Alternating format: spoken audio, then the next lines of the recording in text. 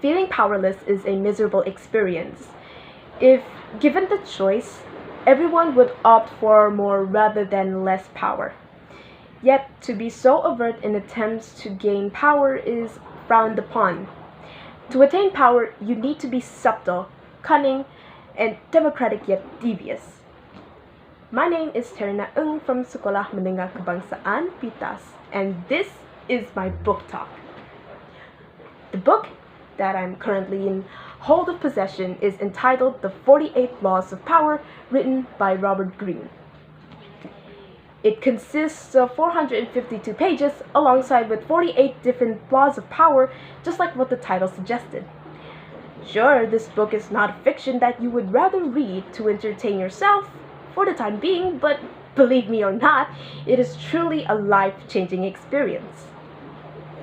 Did you know that this book is also known as the nationally best-selling book?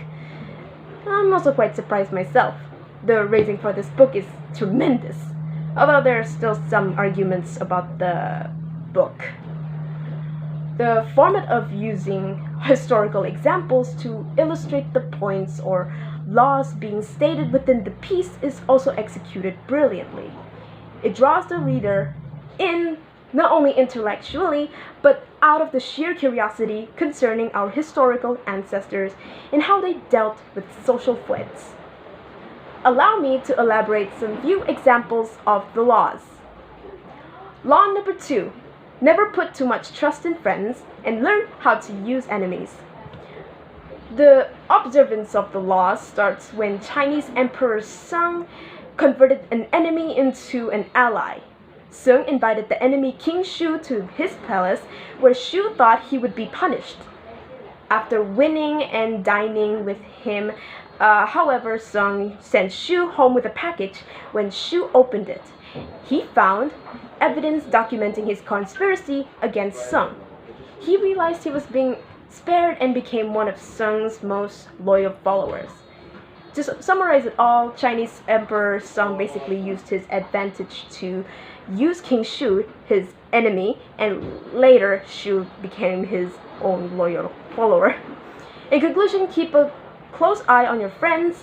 They get envious and will undermine you.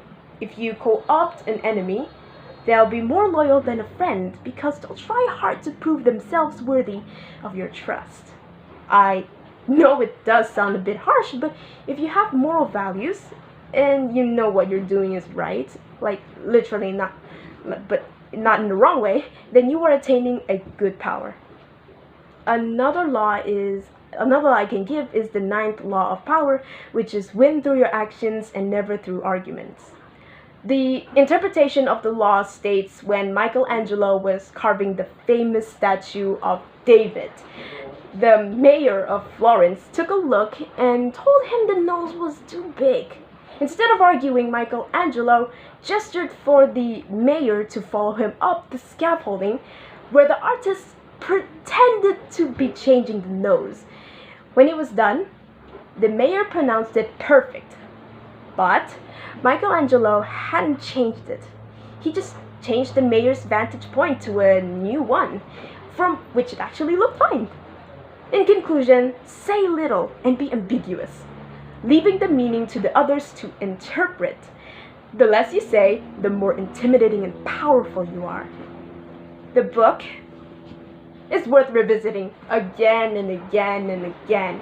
I would highly recommend this book to anyone who wants to understand more about how to reinforce laws or how to counter it.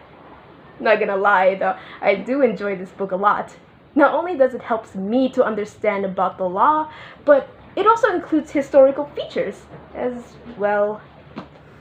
This book is also a reference piece. It ought to be studied and applied whenever applicable. Otherwise, how can we claim, let alone justify, why we read it in the first place? Read to change, not to idle. Do not be bothered reading it if you're not willing to respect yourself enough to manifest its fundamental lessons where they can possibly improve your life. Thank you so much for listening to my book talk. Excuse me if there is any errors or if I accidentally mentioned something offensive. I hope to anyone who is watching this finds this entertaining enough. Thank you.